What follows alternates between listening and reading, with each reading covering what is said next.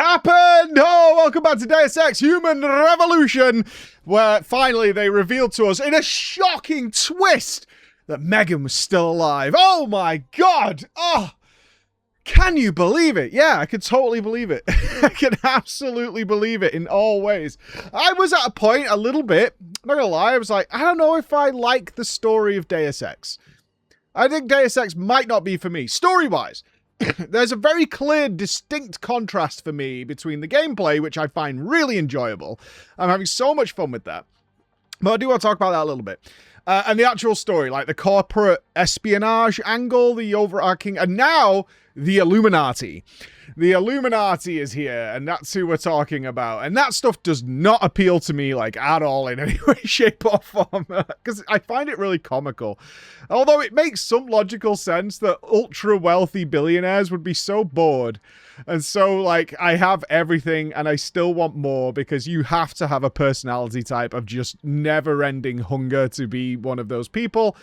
Is that they just piss about and just manipulate shit to get more stuff. Like, that totally makes sense to me, but in story context, I always find it so, like, silly, I guess is what I could say. But that's okay.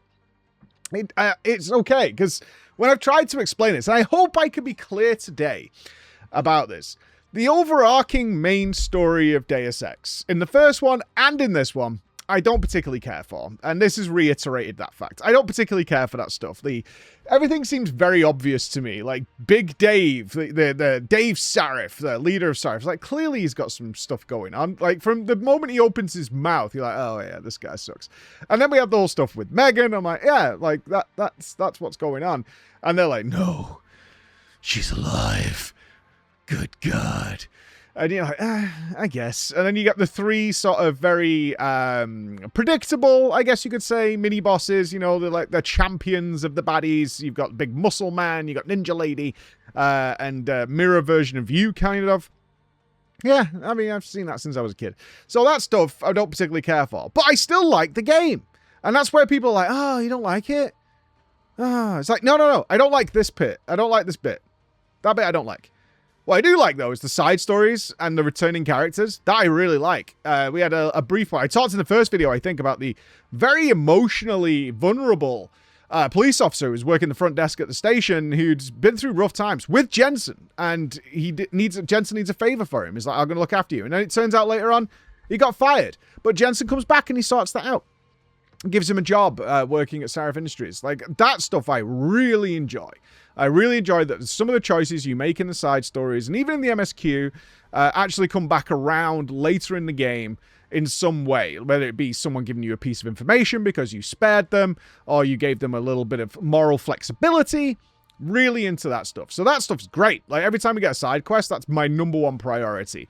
I did a really interesting one the last time I played, where we had the prostitutes that were working in a brothel were getting forcibly augmented, or the leaders were trying to forcibly augment them and, like, kidnapping them, taking them down into, like, these really seedy underbelly of China, and were trying to forcibly give them these augments. And the girls were obviously not into it, and you had to go and rescue her and, you know, let her go, give her some money to send her on her way, report back, try and take out these evil leaders and stuff like that, all this street crime stuff. Really into that stuff. That stuff's been great. But the gameplay itself, very fun. Really fun. Especially, and this is where I'm going to have a big, like, moment with this game.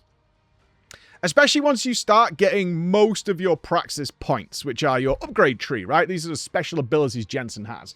The ability to fall from great heights, and he sparkles and luminesces like some sort of Twilight character. A vampire out in the sun and just lands in the street, and you can stun people doing that. You can knock out 2 people at once. You can hack all the things. You get really strong, and they give you loads of opportunities to gain extra praxis points. Every time you go to a new area, one thing I found out, the limb clinic will always have 2 you can buy. So we had to farm some money, and I did. I got a bigger inventory. I started picking up a bunch of weapons because I needed 10,000 credits.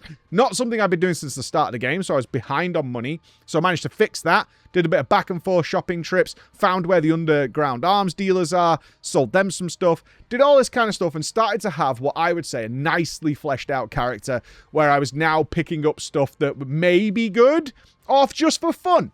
right? Toxic gas immunity, things like that haven't really been a problem yet, but I imagine it's going to be in the future.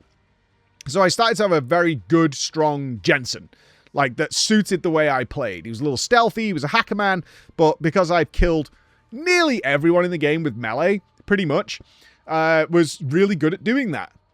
Great. And then something weird happened, which I think is just a big mistake, honestly. I get why they did it, but I do not like it. I was doing a quest in a shipyard where we were trying to find out the location of Megan. And we know she's alive. We're going to go and find Megan. So I was assaulting this dockyard where we've been tracking their like internal trackers. They're still functioning somewhat. So we've been following those leads. And we ended up at this dockyard. And then suddenly Jensen gets trapped in a crate and gets whisked off to some mystery island. And then he awakes on a boat. And they don't know who he is. Why is Jensen? Who is this person? He's augmented. But we've got an EMP field active on the ship, which has disabled all your augments and praxis points. And I was like, oh, interesting. So we're going to do a bit of a section now where we have to do it sort of like, bare bones. That's normal in most video games. It's like some period of time where your powers have been taken away. They use that as a sort of narrative device to not only give you some different style of gameplay midway through, but also to remind you kind of how powerful you've come, right? Like how much you've grown since the start of the game, because you've probably forgotten by this point. You're like 13, 14 hours deep. That's not what's happened. Oof. Oof, oof, oof. What's actually happened is this is the DLC.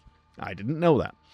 It is the DLC. So what they did when they released the DLC is it was seemingly... I haven't finished this. This is where we're up to, so forgive me for not knowing the details, right? Is that they told a story, I imagine, that is glossed over when you played the original game. Like, something must happen at the shipyard, and then it continues on with the main story. And then they released a DLC of what happened during this portion of the game, which didn't happen when you first played it. Like, what happened to Jensen? I can imagine that Jensen gets trapped in a shipping container, which is what happens in the main story, and then later on he's released. And maybe he's somewhere else in the world or whatever, or he gets found. And it's like, ooh, what happened? I don't know. It was the DLC. But because the DLC takes place in the middle of the story, after the DLC came out, and if you had the DLC, they wove it into the main story. You can't not do it. It becomes part of the game. But in order to balance that DLC, because I imagine that a lot of people had fully specced out 100% super strong Jensens by the time the DLC came out, or something along those lines, they decided to completely reset your character to square one. And what they do is they give you like 8 praxis points quite early in the DLC to get your character into some sort of shape with some sort of augments, and then you kind of just go from there. Now, everything I'm about to say is under the proviso that I am not going to get back all the stuff I already collected in the game, because I think that's what's going to happen. If it doesn't, I will have a completely different perspective on what I'm about to say. So let's just bear that in mind right now. But from what I can tell, considering I'm still earning experience and I'm still gaining praxis points and I'm now re-speccing into stuff I already have, I do not think that is going to happen. I think this is a hard reset of your character and now it starts again. But that might be wrong. After the DLC, you might suddenly be like back to full power and they give you a bunch of extra points that you can just flesh out Jensen with. If so, fine. No problems at all. This is all good. However, I don't think that's going to happen. If this isn't going to happen, this really sucks. Really sucks. Because I am not a fan in any way of having the player going and doing things like farming, collecting things, doing sort of tedious, busy work to then just take it away from you for story reasons, and actually hard to take that away from you. Because I did a quick glance. They gave you 8 praxis points back, I think by this point in the game, I had something like 24 to 30 of them. And I am missing a whole lot of stuff, which I found very, very fun. And that's all gone now. And it's knowing how much I had to do to collect the ones I already had, which meant going to, I think, at least 4 areas. Yeah, because we did Detroit twice, so that was 4. That's 20,000 credits. Then we did China twice. That's another 20,000 credits. A bunch of side quests, finding them in hidden locations, all that kind of stuff. We collected a whole bunch of them. My character was really fun. And now he's just not as fun anymore. And I know it's going to take a hell of a long time to get back to where I was like 2 hours ago. That I'm not a big fan of. I find that just... I would have... what I would say is, if it does work out that way, I would much rather the DLC had you be bare bones Jensen. So you struggled. So, like, level 1 hacks were difficult again. You couldn't just knock out multiple people. You had to be more aware of your stealth locations. I would rather have done the DLC like that, and then have... Or in the DLC, you managed to shut down the EMP field, then suddenly you're like... You know, you're back to your old Jensen. I would have much preferred that to happen in some way, shape, or form. And the reason I don't think that's going to happen is you respec your character, and then you have to start re-earning the points to go into it. A real bummer. A real bummer. Let's talk about the DLC in general. Not a fan of this one, actually, level design-wise. So they've set it on a ship. Everything is very samey. One thing I really was enjoying about the world and the zones of the main game is that actually we're quite distinct. Even though it's Detroit, you got a feel, after playing around with them a little bit, you started to get a feel for the layout of the streets, recognizable locations, you know, landmarks, things like that. That was cool. Did the same in China. I knew there's certain staircases to go down. Although it's spread over like 5 levels from rooftop to sewer, you got a feel for that kind of stuff. The boat itself, though, is just a lot of shipping containers, a lot of identical corridors. Actually, I think I almost did this map in the original Deus Ex. I remember being lost on a boat in the original Deus Ex for a long time, because I had to get from, like, the stern to the bow of the ship, and that wasn't easy. There was, like, one pathway that got you there that didn't, you know, the actual quest indicator took you in a weird way. So far, I'm not a fan of that, although I haven't finished it. So maybe it has a nice payoff.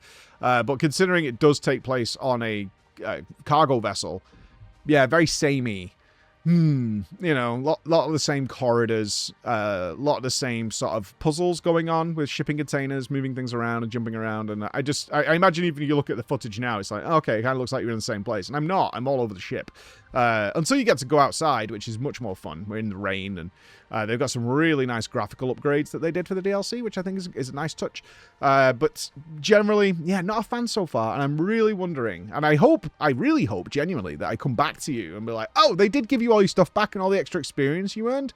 They gave you that as extra points, so you actually had a more fleshed out Jensen. But I'll be surprised if that happens. Mixed bag so far. Yeah. That's how I feel. I just love playing it. Like, every time that one of the characters, the main story character, starts yapping, like AI newsreader lady, I'm like, all right. And then we just leave her. That stuff's not for me. But everything else totally is. So, all right so far. All right. Mixed bobs. Let's see what happens with this DLC. And I'll come back to you then. All right, guys? Bye, everybody.